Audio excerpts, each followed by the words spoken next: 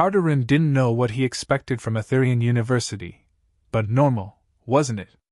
The main campus looked like someone had tried to build an entire city out of glass, light, and levitating walkways. Dozens of alien species passed him, some hovering in place, others climbing on walls, and one translucent being that rippled in and out of visible space. It was overwhelming in a way no simulation or briefing could have prepared him for. He clutched the digital ID pinned to his chest, which pulsed softly with his assigned dorm info.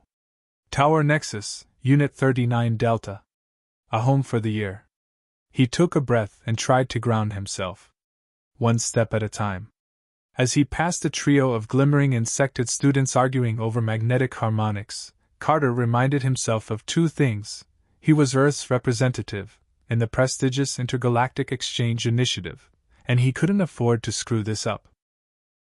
The cultural divide was one thing, but Earth's place in the interstellar community was still shaky at best. One bad impression could ripple across entire sectors.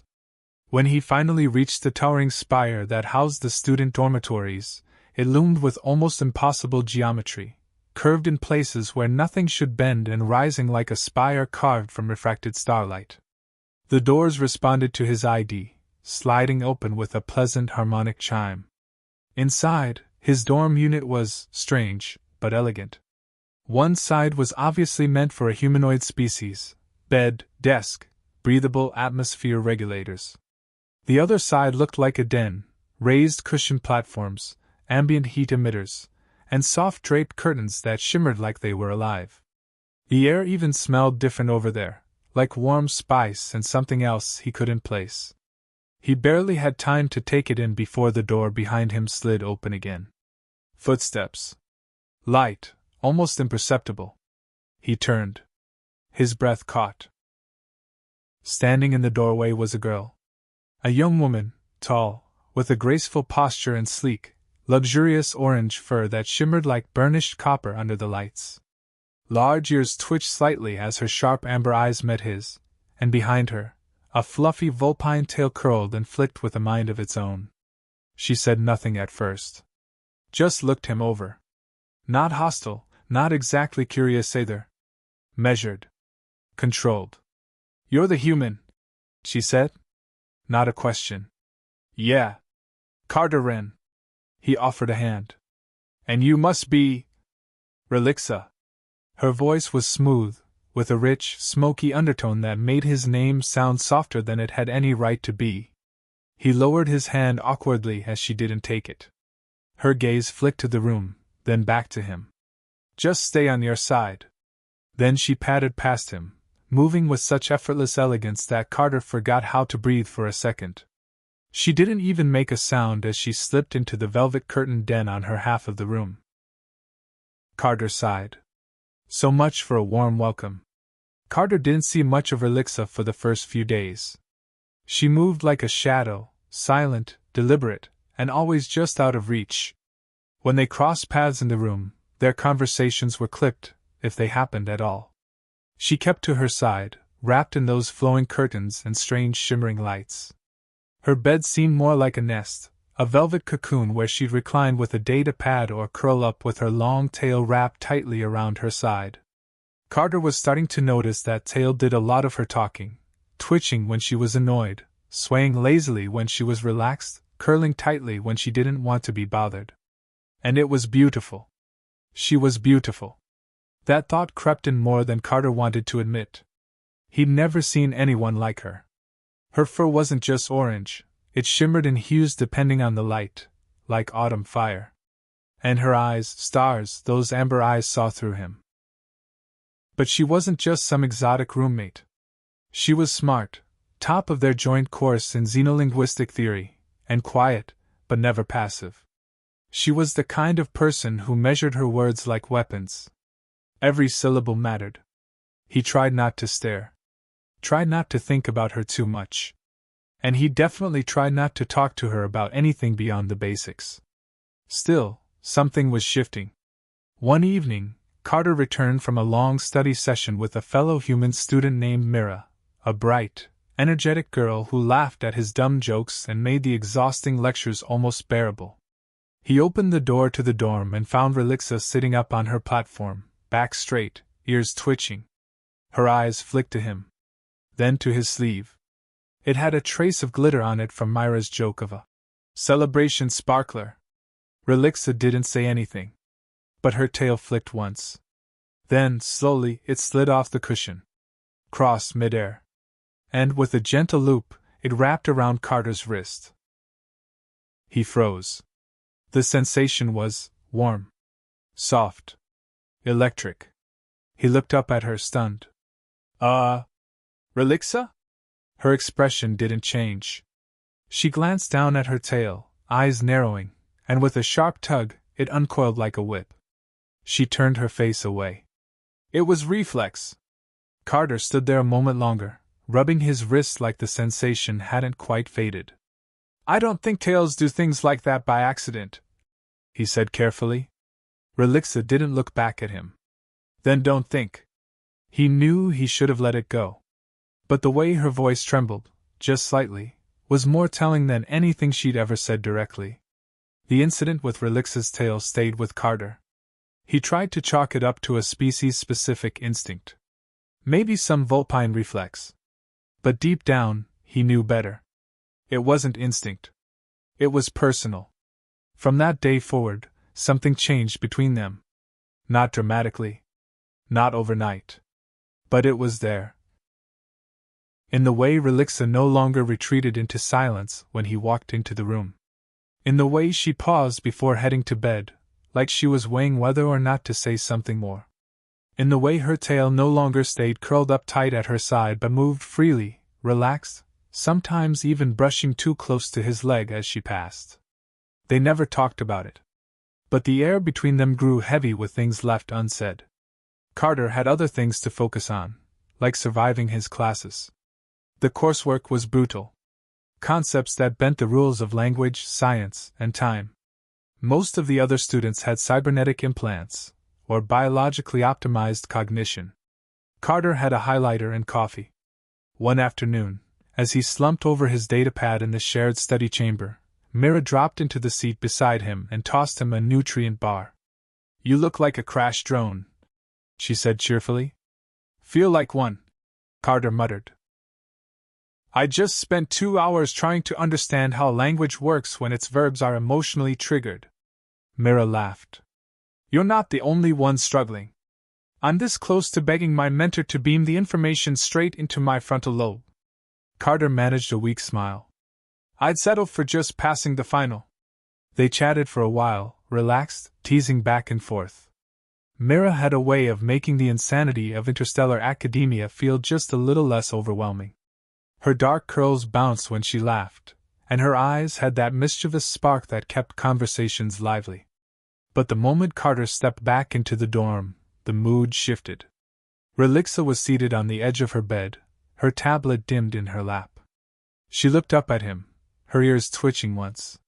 The light caught her fur just right, casting golden highlights across her face and neck. Her gaze flicked toward him, then away again. Carter dropped his bag and rubbed the back of his neck. Hey! Silence. Then, finally, you like her? He froze. What? Relixa stood, stretching slightly. Her voice stayed cool, but her tail flicked hard. The human girl. Mira. You laugh around her a lot. Carter blinked, caught off guard. She's a friend. Do all humans flirt with their friends? Her tone was neutral. Too neutral. Carter narrowed his eyes, stepping closer. What's going on with you, Relixa? Her ears flattened slightly. Nothing. Bull, he said, quieter now. You wrapped your tail around me. You watch me when you think I'm not looking. Now you're acting like you're jealous? She turned sharply, eyes flashing. I am not jealous. Then what are you? Relixa's mouth opened. Closed. Her tail curled tightly again, betraying what her voice refused to say. Carter stepped closer, just one pace between them now. You don't have to pretend you don't care. Her voice, when it finally came, was a whisper. I can't afford to care. Carter didn't speak right away. He just stood there, watching her, watching the way her tail trembled despite the stillness of her posture, the way her fur rippled in tiny shivers down her arms like she was trying to physically hold herself together. "I don't understand," he said quietly. Relixa turned away, her back to him now. "You're not supposed to. But you wrapped your tail around my wrist. That was a mistake," she said too fast. "No," Carter said, stepping closer. "It wasn't." Relixa's shoulders rose and fell with a heavy breath. Her voice, when she spoke again, was low and strained. "Carter, my people don't do casual. We don't flirt. We don't touch without meaning." He froze. "That wasn't just a reflex, was it?" Her silence answered for her. He swallowed. "Then why pull away? Why pretend it didn't happen?" She turned then, slowly. Her amber eyes shimmered in the low dorm light. "Because we're not allowed to. Not here. Not with you." Carter frowned. "You mean the relationship rules?"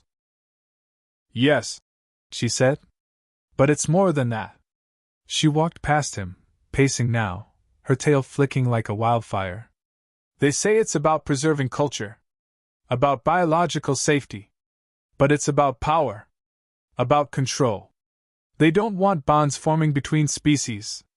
Especially not ones that threaten the old lines." Carter blinked. "So, this law isn't just a formality." "No. It's a leash." Her voice dropped, almost a growl. "One they use to keep people like me from stepping outside my place." Carter's brow furrowed. "People like you?" Relixa stopped. She hesitated, then moved to the side of her bed, reaching into a hollowed compartment in the platform. She pulled out a sleek black data crystal and tossed it onto the table. "My family," she said. "My name." The screen lit up, displaying records, official titles, old press statements. Carter stared at the swirling alien script until the translator filled in the blanks. House Verelian. A name that even he'd heard during orientation. One of the noble houses that helped build Etherian's founding charter. Political elite. Untouchable. Dangerous. "Your nobility?" Relixa's lips twisted. "I was." Carter stared at her. "What happened?" "My family wanted me to bond with a political match. Someone whose name carried more weight than mine." Her eyes narrowed. "I didn't agree." Carter's heart sank. "Let me guess. He's still here." A cold nod. "Tyrant Vex. He's everything they wanted, powerful, influential, and completely ruthless. And now that I'm here? He's making moves." Carter sat down slowly. "So, you came to Etherian to escape him. And now you're stuck sharing a room with another guy." Her eyes softened just slightly. "You weren't part of the plan. I requested a solo unit. But apparently the system overrode it." Carter leaned forward. "And now?" "I don't know," she said. "But he'll come. And he'll see you. And he'll want to remove you." Carter looked up at her. "Let him try." Her ears twitched. "I'm serious," he said. "He doesn't get to push you around. Not here. Not while I'm still standing." For a long moment, either of them moved. Then, slowly, Relixa sat beside him, just close enough for their knees to touch. Her tail didn't curl away this time. Relixa didn't say anything else that night. She sat beside Carter in silence, her tail resting loosely across the seat between them. For once, she wasn't tense. Her posture had softened, the armor she always wore around him momentarily lowered. And for Carter, that quiet moment meant more than anything she could have said. The calm didn't last. The next evening, Carter returned from his comparative xenosociology lecture to find the dorm door slightly ajar. That was unusual. Security protocols were strict. Dorms only unlocked to designated residents or registered visitors. Carter stepped in carefully. Relixa was standing near her side of the room, rigid. Her arms crossed, her jaw clenched. And across from her, lounging in the shared space with the confidence of someone who thought the room belonged to him, was someone Carter had never met. He was tall. dressed in a sharp-cut charcoal uniform lined with violet thread that shimmered faintly under the lights. His fur was a muted blue-gray, his tail thinner, more angular. His eyes, slitted and deep silver, locked onto Carter the moment he stepped inside. "Well," the man said, rising with the kind of smooth grace that reminded Carter of a predator. "This must be the human." Relixa's eyes flashed. "Tyron, you have no right to be here." "I have every right to check on you," Tyron Vex replied. "Your family worries. And when they learned you were sharing a room with—" He let the pause hang in the air. "This—" Carter's fists clenched. "Name's Carter," he said evenly. "And last I checked, this room doesn't belong to you." Tyron's gaze flicked to him with a slow, calculated coldness. "No. But she does." Relixa stepped between them so fast Carter barely saw her move. "No," she said. "I don't." The air in the room thickened. Tyron's expression didn't change, but something sharp glinted behind his calm facade. "You think a few months away from home makes you free? You're still bound to Virelian law. To our customs. And I will not be made a fool of by some furless off-worlder." Carter stepped forward, shoulders squared. "You already made yourself one." A silence followed. Cold and absolute. Relixa's tail twitched once. Then she spoke, her voice like a blade. "Get out, Tyron." For a long moment, Carter thought he'd refuse. That the situation would explode right there. But Tyron only smiled. "You'll come to your senses," he said. "You always do." Then he turned and walked out, the dorm door hissing shut behind him. Carter let out a breath he hadn't realized he was holding. "Well, that went great." Relixa turned slowly, her expression unreadable. "He knows now." "Knows what?" "That you matter to me." That silenced him. And when she stepped closer, her voice low, her tail curling slowly behind her, he understood what she meant. "He won't stop now," she said. "You're a threat. And Tyron doesn't ignore threats." Carter nodded. "Then we hit back first." Carter hadn't meant to throw himself headfirst into an interstellar noble feud, but here he was, planning a counter-move with a girl whose tale had more eloquence than most people's faces. Relixa sat at her desk, her fur lit softly by the blue hue of her screen. Carter stood behind her, arms crossed, trying to focus on the projected files while her scent, warm spice and something soft, messed with his ability to think. "He's going to use the cultural preservation laws," she said. "He'll claim you're compromising my species' traditions. Probably try to get you suspended or deported." "Can he do that?" Relixa's ears flattened. "Not directly. But his family has influence. Quiet influence. He can put enough pressure on the right council members to push through an infraction report. Fabricate a reason. Once that happens, you'll have to appear before a committee and—" She trailed off, her tail curling tighter around her thigh. "And they'll throw me out," Carter finished. "Or worse," she added. "Memory suppression, depending on what they accuse you of." He sat beside her, watching her hands move with delicate precision over the interface. "You've dealt with this before." She nodded. "Tyron's not subtle. He's just patient. The kind of predator who waits for the moment his prey stops watching." "So what do we do?" Carter asked. Relixa hesitated, then opened a subdirectory protected by a biometric scan. A glowing red sigil appeared on the display, a swirling spiral made of flickering flame. "What's that?" "The Ember Ring," she said. "It's the student network. Underground. Quiet. They believe in reform. In changing the outdated laws that divide species. Tyron hates them." "And you're a part of it?" Relixa didn't answer. She just tapped the screen and brought up a list of encrypted names and symbols. "I didn't join them. I helped create them." Carter blinked. You started a rebellion?" "Not a rebellion," she said calmly. "A correction." He sat back, letting that sink in. "You're full of surprises." She smirked. Most people don't get close enough to find that out. He looked at her, really looked, and realized just how carefully she had been hiding parts of herself. The noble heritage, the political fire, the fearlessness. She hadn't just come here to study. She came here to fight. And now he was part of that fight. I want in, he said. Relix's ears perked. You don't have to. I know, he said. But you're not alone in this anymore. She stared at him, the flickering red of the Ember Ring logo casting shadows across her orange fur. Then, slowly, her tail brushed his knee. And she whispered, Then let's start a fire. The meeting was held deep beneath the south wing of Aetherian's Arboretum, where roots from the massive, sky-piercing flora curled down into the architecture itself. The halls here were rarely visited, too humid, too dim, too alive. Perfect for secrecy. Relixa moved ahead, guiding Carter through the winding tunnels like she'd done it 100 times. Her movements were quick and sure, her orange fur gleaming in the bioluminescent moss that clung to the walls. She hadn't said a word since they left the dorm. Carter didn't need her to. Her tail said plenty, low, loose, but alert.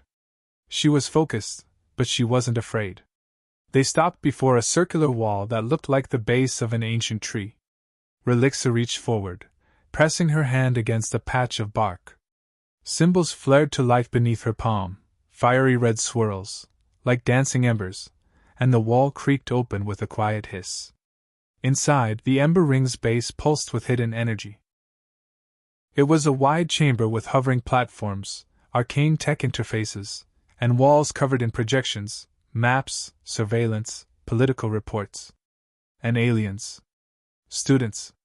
Not just Vulpine. Carter spotted a scaled Dravari adjusting security feeds, a floating Ashinian rearranging graphs with light tendrils, and even a cloaked humanoid that didn't seem to have a solid form at all. A tall, horned figure turned at their approach. Her eyes were vertical slits of violet, her presence commanding. Relixa, she said, voice deep and smooth. You've brought the human. Relixa nodded. This is Carterin. He's involved now. Tyron has already begun targeting him. The woman studied Carter for an uncomfortably long time. We've heard whispers. Lord Vex is escalating. Carter stepped forward, forcing himself to match her stare. Then I want to escalate too. That made a few heads turn. Relixa tilted her head slightly toward him, the edge of a smile tugging at her muzzle. He's useful, she added. And stubborn. The leader smirked. Good. We need both. She waved a clawed hand, and the main projection shifted to a web of influence, names, departments, programs, and glowing connections between faculty and families. Tyron's been weaving a net beneath everyone's feet, she explained. Influencing council votes, placing pressure on vulnerable staff, rewriting minor policies to benefit his reach. And thanks to a certain data packet your roommate decrypted last night, we know he's planning to invoke Section 9. Carter frowned. What's Section 9? Relix's expression darkened. A clause in the Interspecies Conduct Code. Originally meant to prevent coercive bonding between species. Tyron's twisting it to frame our relationship, even friendship, as a danger to Aetherian's diplomatic reputation. They'll try to expel you, the leader said. And if that doesn't work, they'll expunge your memory. Carter's gut clenched. Then we stop them. Relix's tail wrapped once around his ankle, warm and firm. We will, she said. But we have to move carefully. If we push too soon, they'll shut us down. The leader nodded. So we do what rebels always do best. We expose the truth. And we start, Relixa added, with the next council assembly. Carter looked at her. You're going to speak out publicly? Her gaze was fierce. We are. The plan wasn't complicated. That's what made it dangerous. In 2 days, the university's Central Council would convene, a grand assembly where major policy decisions were discussed, and votes cast with the weight of entire systems behind them. Tyron Vex would be there, of course. So would every member of the academic elite he had influence over. The Ember Ring's goal? Disrupt the illusion. Not with violence. With truth. Expose the manipulation. Reveal how deep Tyron's tendrils had dug into the university. Force the administration into the light, where even the most well-connected families couldn't deny what he had become. And Carter, he was the key to delivering the evidence. He was Earthborn. A representative of a neutral world. One of the few students not bound by legacy or species-aligned law. If he stood up and asked the questions no one else could, the council would be forced to respond. Relixa was pacing when he returned to their dorm that evening.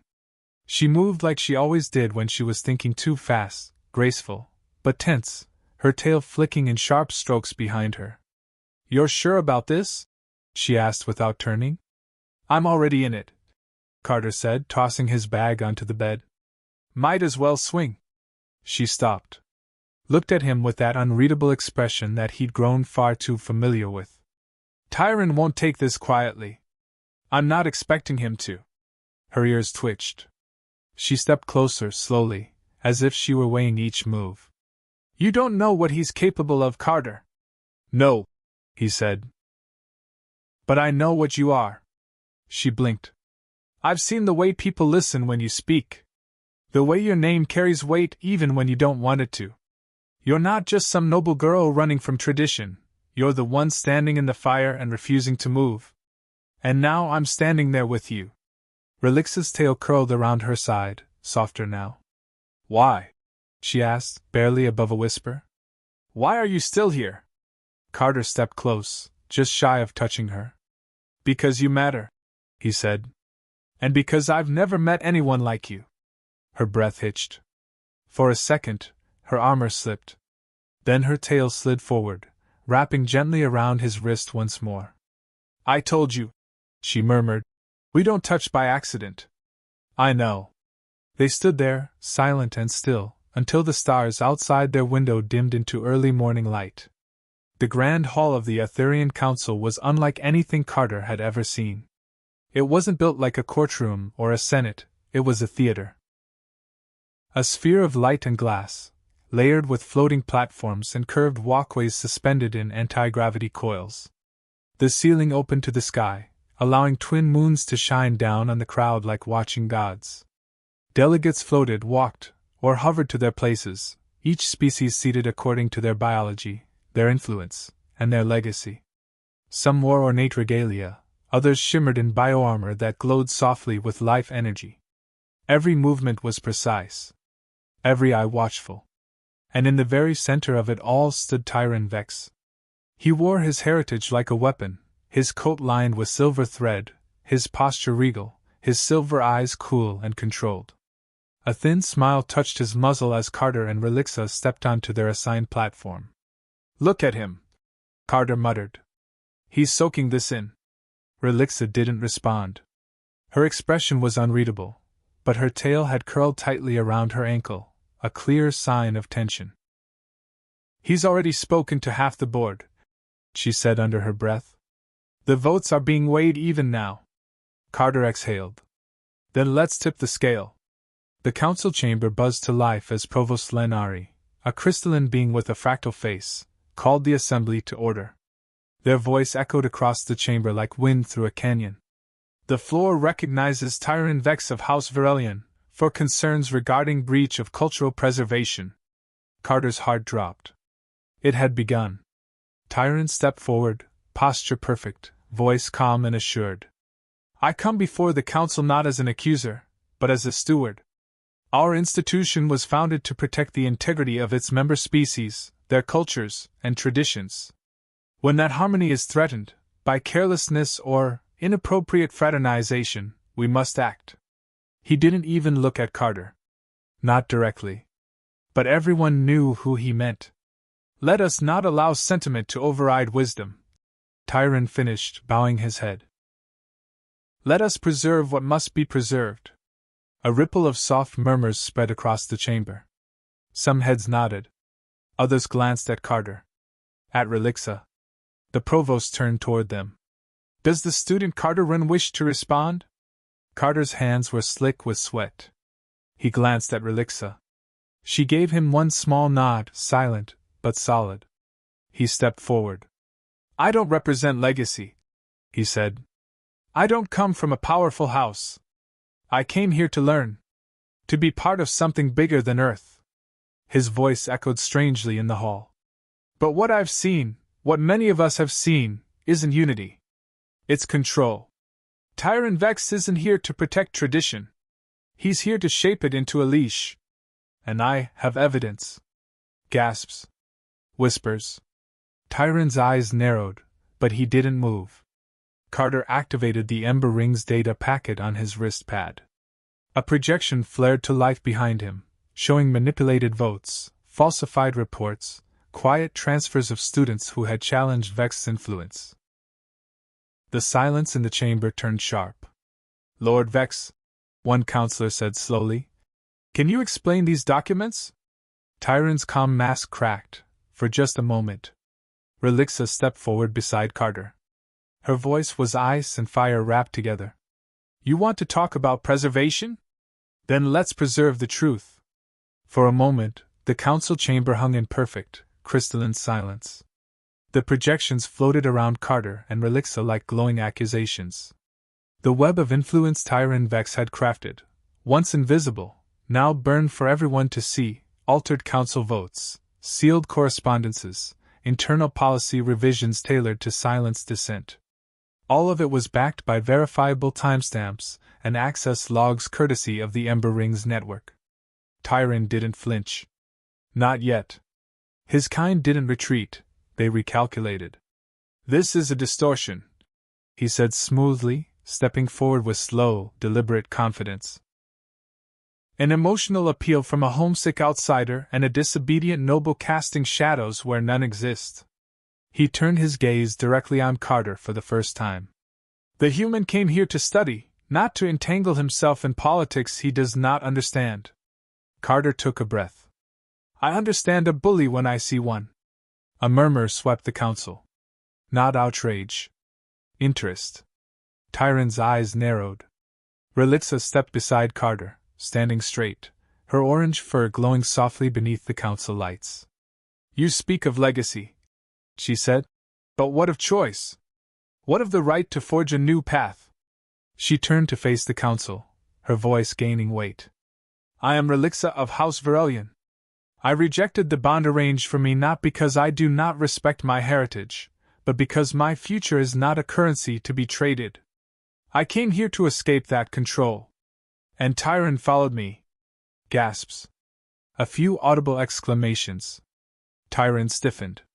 You accuse us of violating preservation law, she continued. But isn't the preservation of culture without evolution just stagnation? The provost's luminous form flickered, clearly processing everything at once. One of the older counselors leaned forward.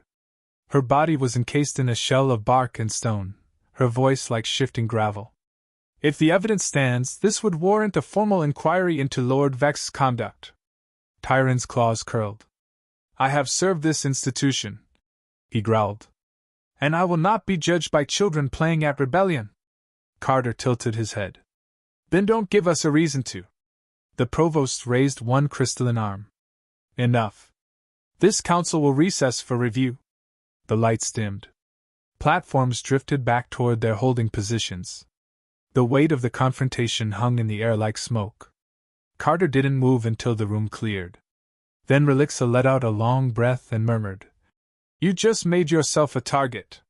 He glanced at her. So did you. She didn't answer. She just looked at him, really looked. And for the first time, something in her broke open. Her tail brushed his side gently, not possessively, but with care. Come with me, she whispered. Where? Somewhere quiet. Somewhere real. He followed without hesitation. They didn't speak as they left the council chamber. Relixa led Carter through the outer halls of Aetherion, past glittering windows that opened to vast starlit gardens, through passageways where sound barely carried and moonlight spilled across the floor like liquid silver. The further they walked, the more distant the university felt, like they were moving beyond the reach of its politics, its laws, its expectations. She took him to a small, half-forgotten greenhouse tucked into the eastern wing. Aetherian grew flora from hundreds of worlds there, some of it luminous, some of it carnivorous, all of it wild and beautiful. The moment they stepped inside, Carter felt the air change. Warmer, richer, and quiet. Relixa moved through the space with familiarity, finally stopping beneath a curved canopy of golden blooming trees that shimmered in response to her presence. The petals released a faint hum as she sat on one of the stone benches, her tail curling beside her. Carter sat next to her, the silence between them soft instead of heavy. "Did you always plan to speak like that?" he asked, after a moment. Relixa exhaled slowly. "No. I wasn't sure I could." "Well, you did," he said. "And it worked." She gave him a sideways glance. "For now. Tyron doesn't lose gracefully." Carter leaned forward, elbows on his knees. "Let him come. I'm done pretending I'm just a visitor here." Her eyes searched his face. "You were never just anything, Carter." He turned toward her. She looked different in the golden glow, softer, even with her natural sharpness. Her orange fur caught the light like fire at dusk, and her eyes. He got lost in her eyes more often than he liked to admit. "I meant what I said in there," he told her. "You matter to me." Her ears twitched. "I don't care what rule they throw at me. I'm not walking away from this." "From you?" She said nothing, but her tail crept toward him. Not tentative. Not shy. It coiled gently around his wrist again, warm and familiar now. "You're not afraid?" she asked quietly.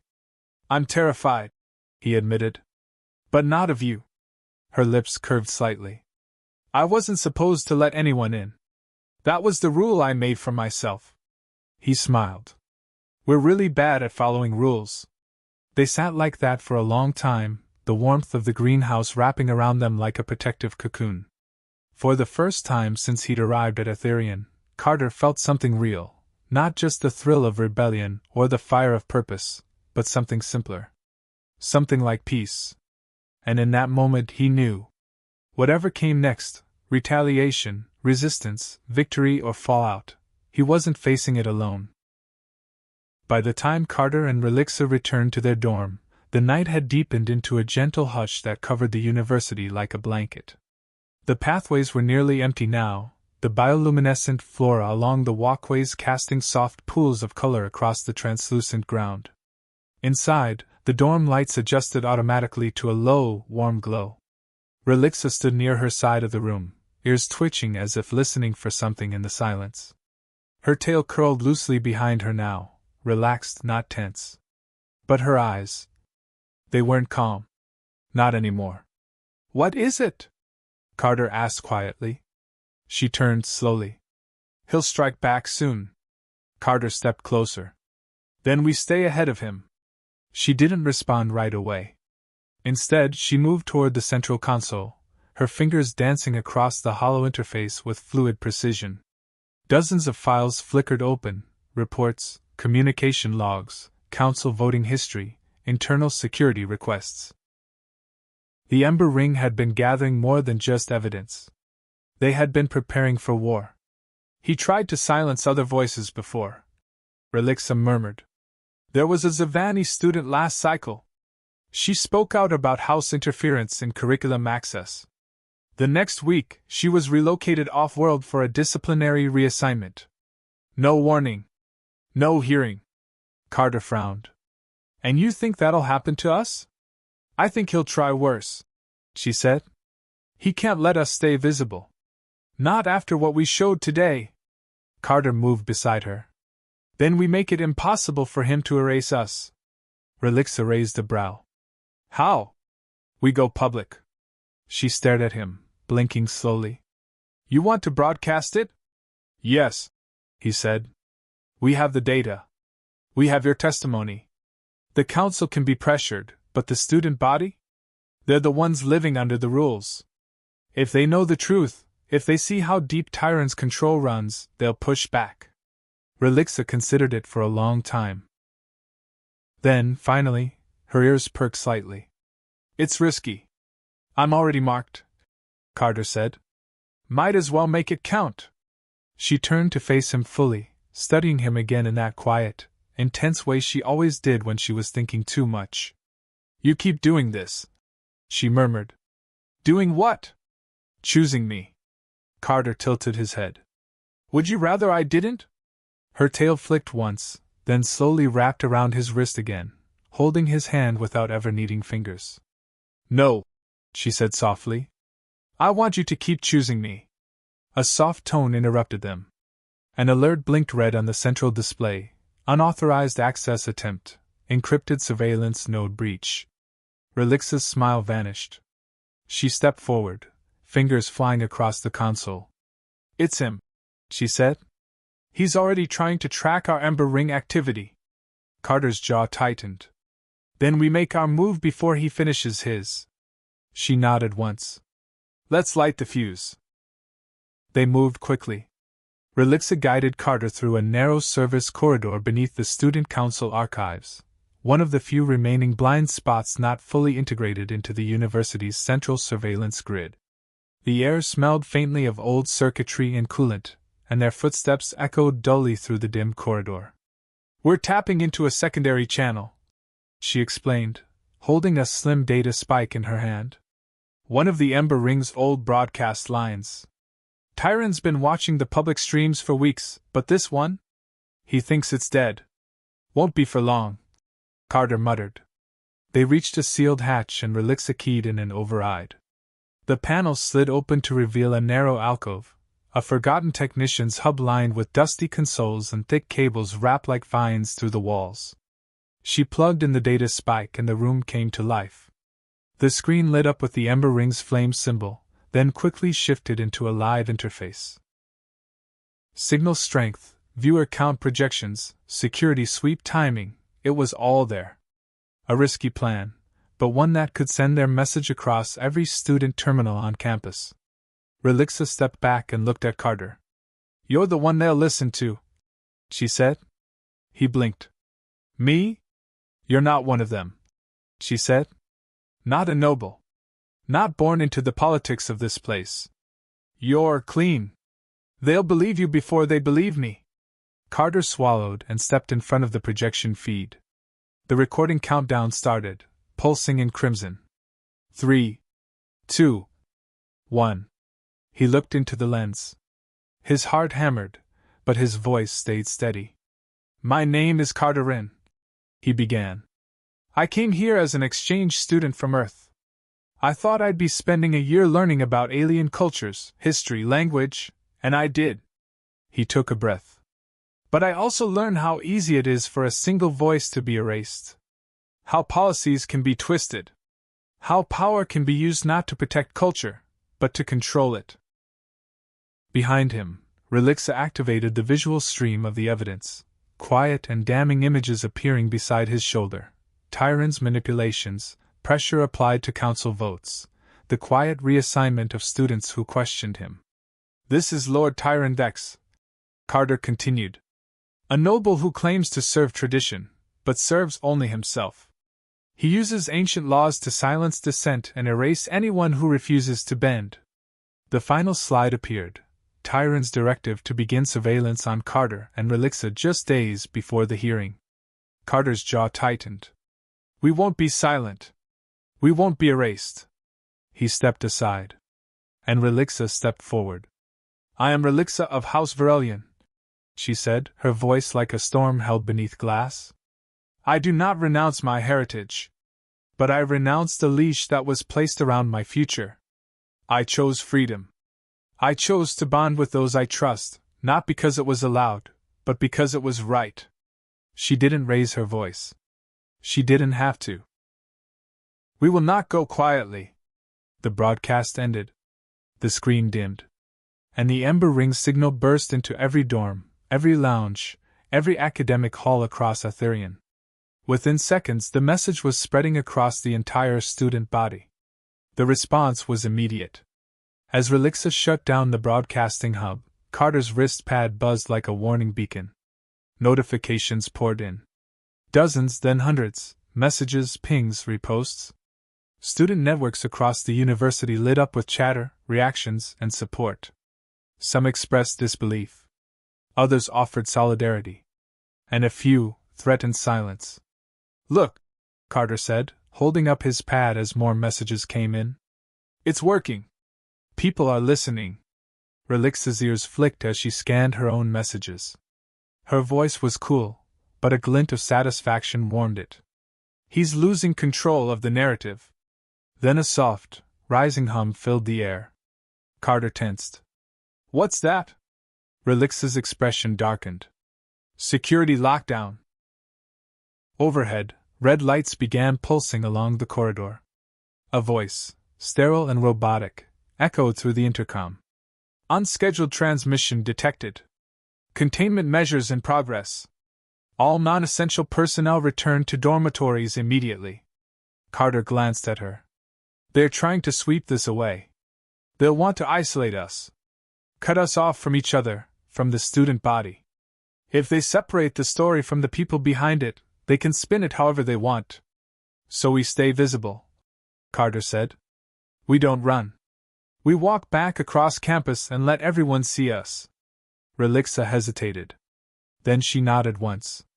"If we vanish now, we prove Tyron right." They exited the corridor into chaos. Security drones buzzed overhead, scanning students who lingered too long in the halls. A line of uniformed enforcers in polished armor moved through the eastern commons, dispersing crowds. Council staff whispered behind closed doors, their faces lit by urgent messages and encrypted calls. But as Carter and Relixa stepped out into the open atrium, hand in hand, her tail loosely coiled around his wrist, the effect was immediate. Students stopped, stared, and didn't look away. It didn't take long for someone to raise a hand. Not in alarm, but in support. Then another. And another. A quiet show of resistance from a dozen different species.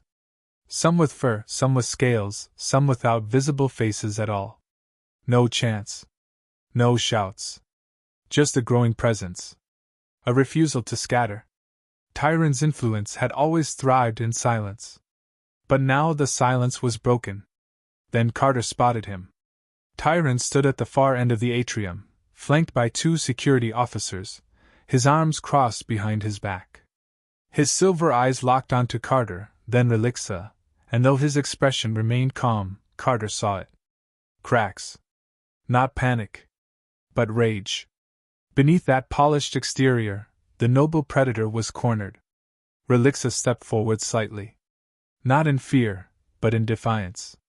"I told you," she whispered. "He doesn't get to choose for me."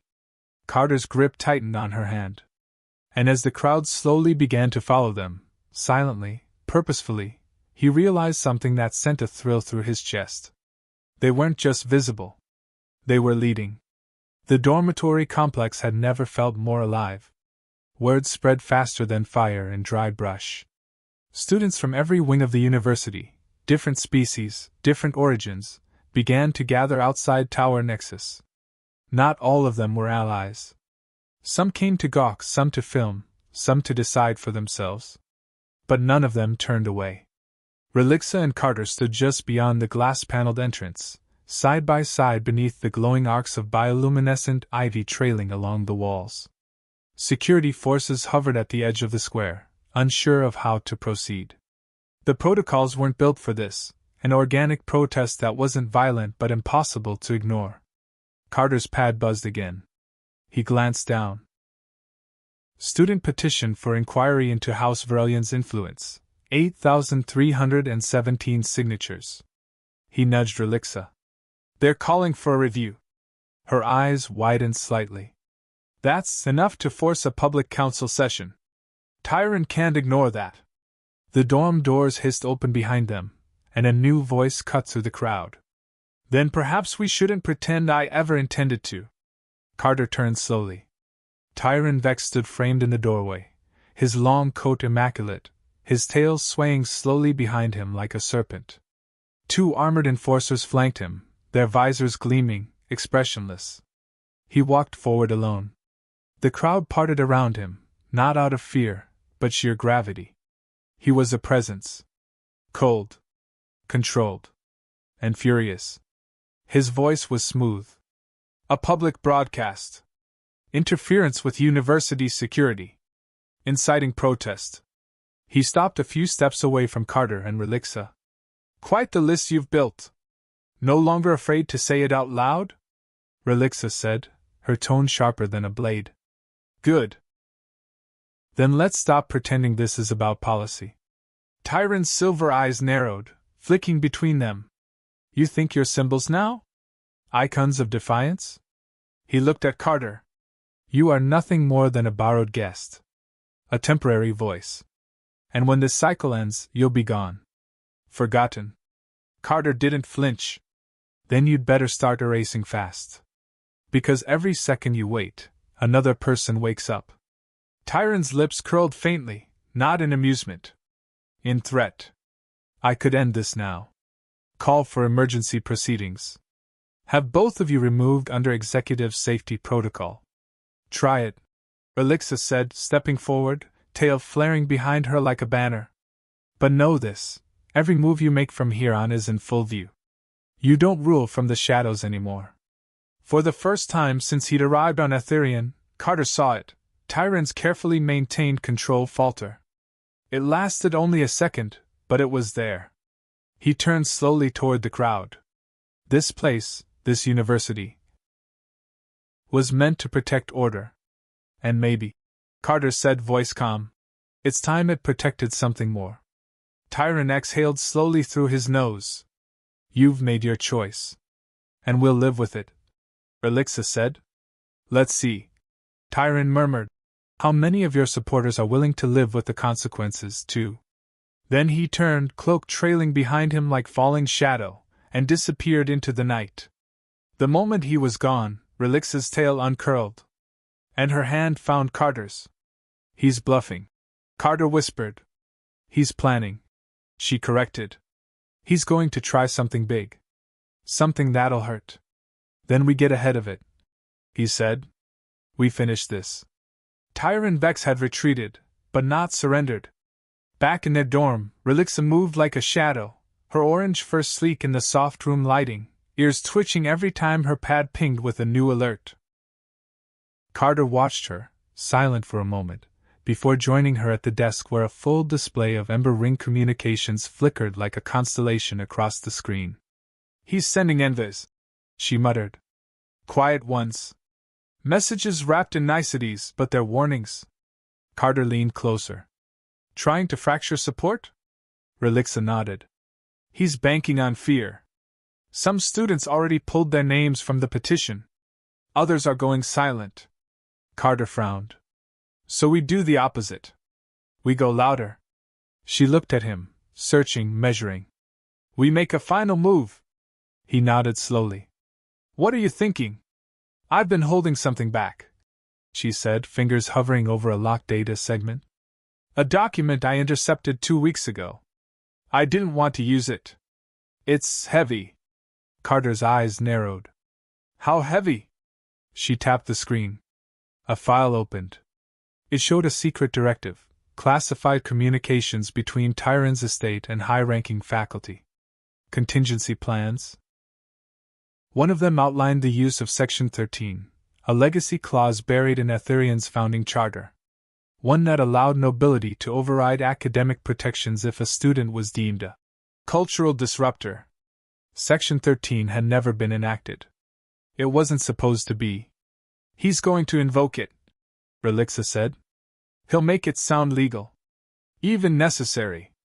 Once he does, he can drag me out of here without a vote. Without a hearing. Carter's blood ran cold. That's exile. She didn't respond. She didn't need to. He stepped forward. Then we release it before he does. Let everyone see exactly what he's planning. Relixa shook her head.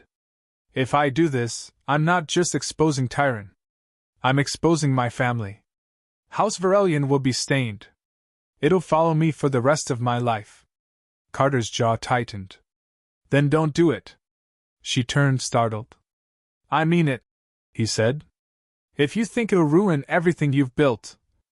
I am what I've built, Relixa said fiercely. Not them.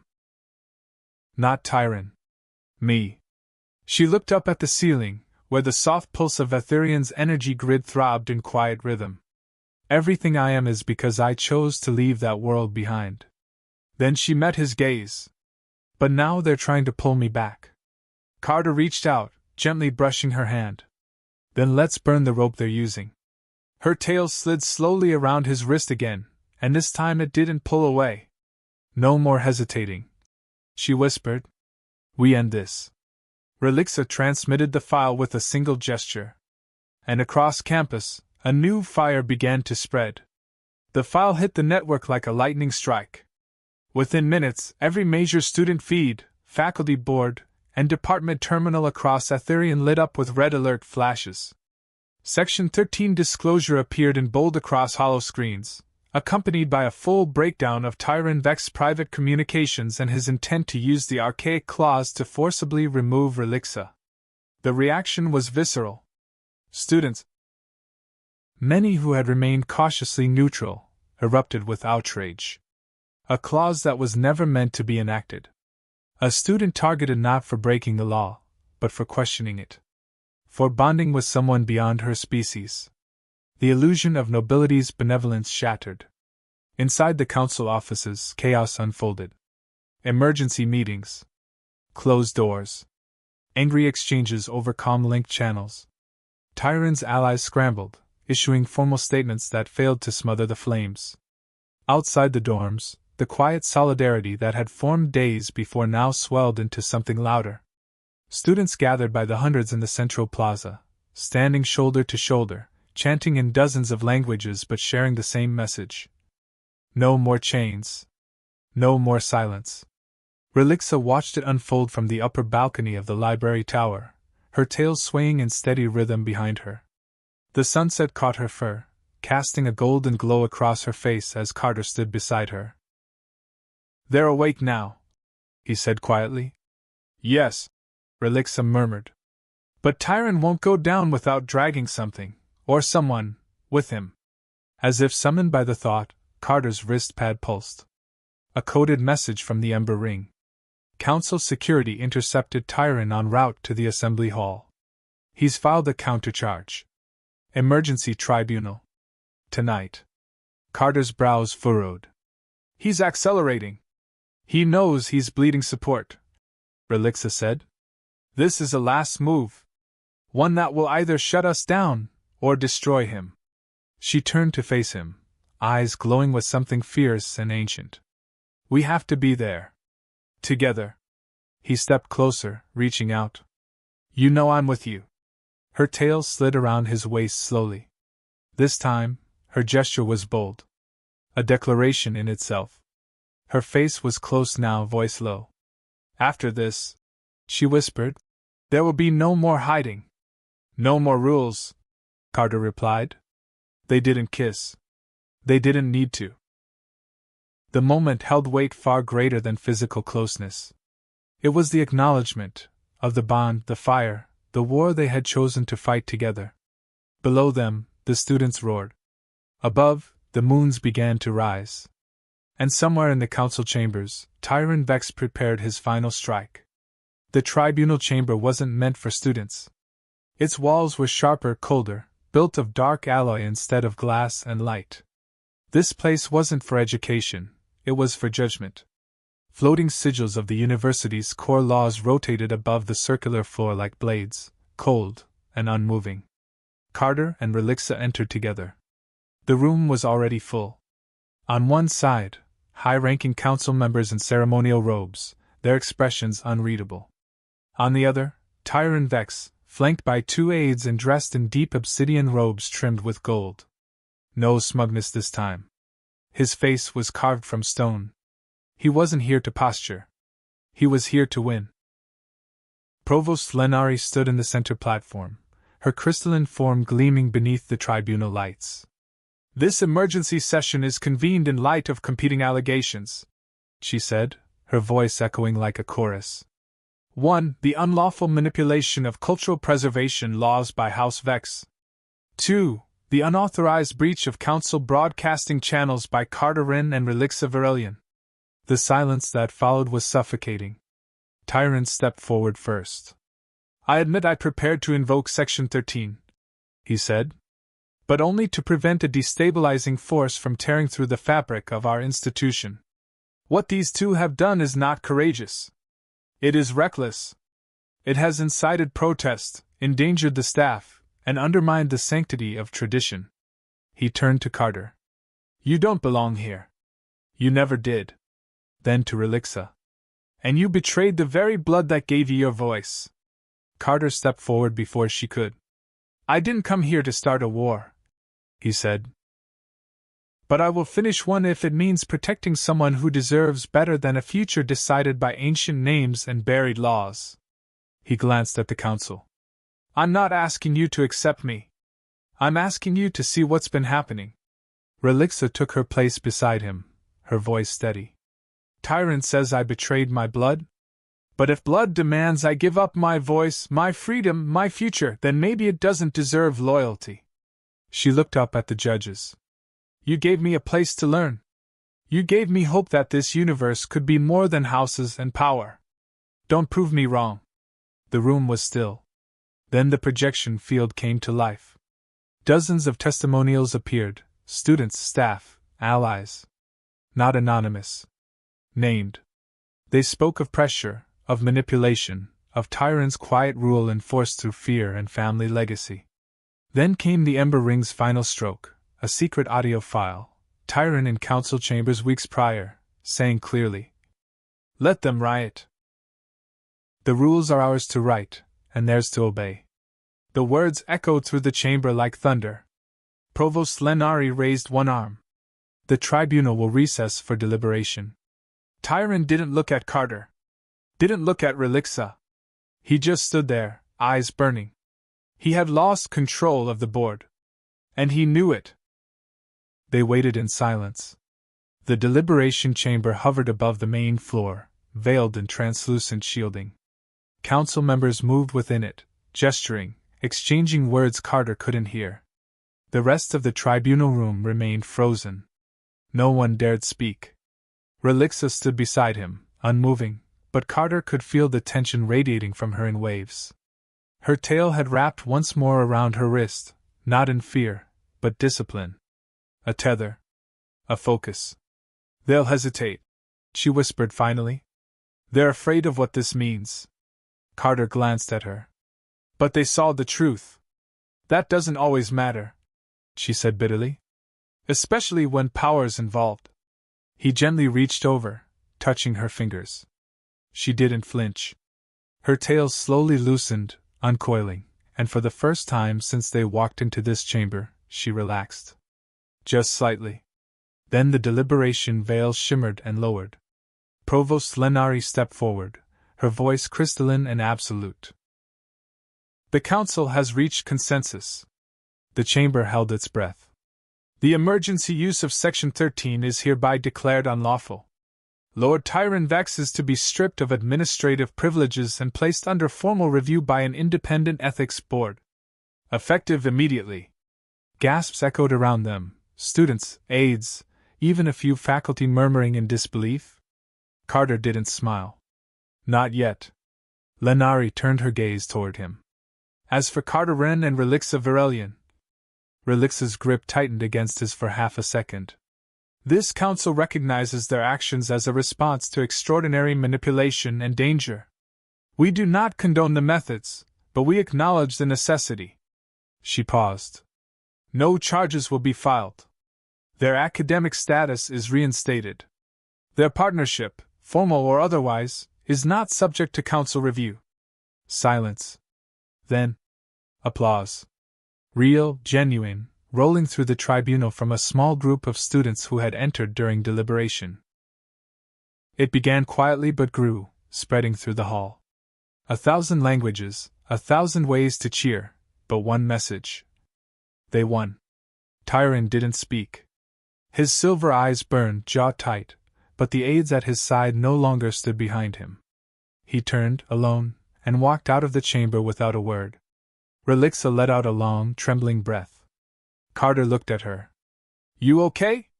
She turned toward him, and smiled. A full, unguarded smile. I think, she said softly, For the first time in a long time. I am. He laughed. A real laugh. And without hesitation, she pulled him into a quick, fierce hug, her arms around him, her tail curling up behind his back in a full embrace.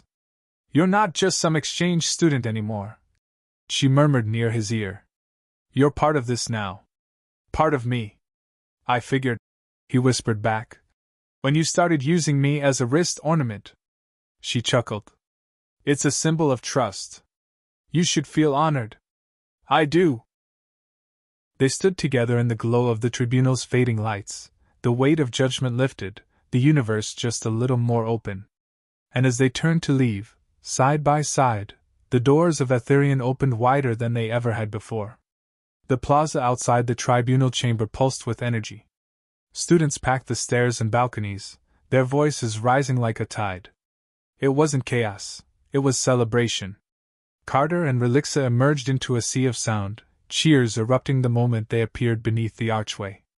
No banners, no speeches, just students from every corner of the stars lifting their hands, tails, tendrils, or other limbs in solidarity.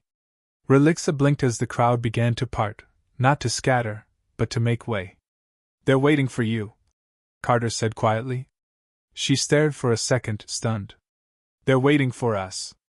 She was right. The pair stepped forward together, walking slowly through the crowd. Every step they took was met with nods, claps, respectful bows. Some students just watched, their expressions unreadable. But they didn't look away. Not this time. Near the edge of the crowd, a familiar figure appeared, Syrah, the Ember Ring's field coordinator, her curved horns gleaming under Aetherion's lights. You did it, she said, her deep voice carrying pride. Tyrant's hold is broken. And the council, they're already drafting reforms. Relixa tilted her head. They'll fight the reforms. Syrah smiled. Let them. We're not afraid anymore. A beat. Then. We want you both to address the assembly. Tonight. Just a short speech. But the entire university will be watching. Carter raised an eyebrow. What would we even say? Whatever's real, Syrah replied. That's what made them listen in the first place. Later, as the twin moons rose high above the spires, Carter and Relixa stood atop the campus's central platform, projected in real time across the university's channels. She spoke first. My name is Relixa Verelion, she said simply, her orange fur aglow in the spotlight. And I was taught that my future belonged to those who bore my name before me. I was told my path had been chosen long before I ever walked it. She paused. And I believed it, until I came here. She looked out over the crowd, then over at Carter. Until I met him. Carter stepped up beside her, heart hammering, but his voice didn't shake.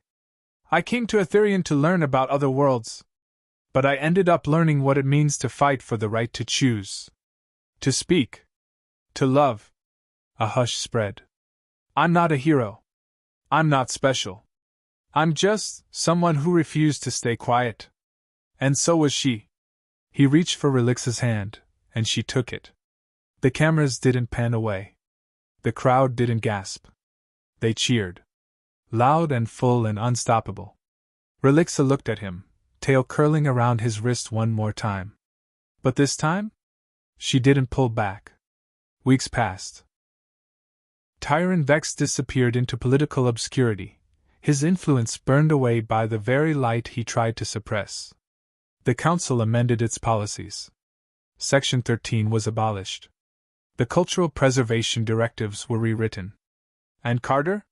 He stayed. Extended his program. Joined the Ember Ring officially. Became the first human to help lead reform talks at the council level. But more than that, he and Relixa thrived. They argued, laughed, worked late into the night planning better futures for students like them. They walked openly now. No fear. No hiding. One night, as they watched the moons rise again from the greenhouse balcony, Carter turned to her and asked, So what happens after graduation? Relixa smiled, tail flicking behind her. I thought we'd visit Earth. He blinked. You'd actually come to Earth? I've heard rumors, she teased. Something about a strange blue planet, with forests, and music, and humans who fall in love with fox-eared revolutionaries. He laughed. Sounds made up. She leaned in. Then let's go see if it's real. And under the moons of Aetherion, Carter kissed her, for the first time, not in secret, not in fear, but as a promise. A beginning. Because love, like truth, was never meant to be hidden. And the stars? They belonged to everyone now.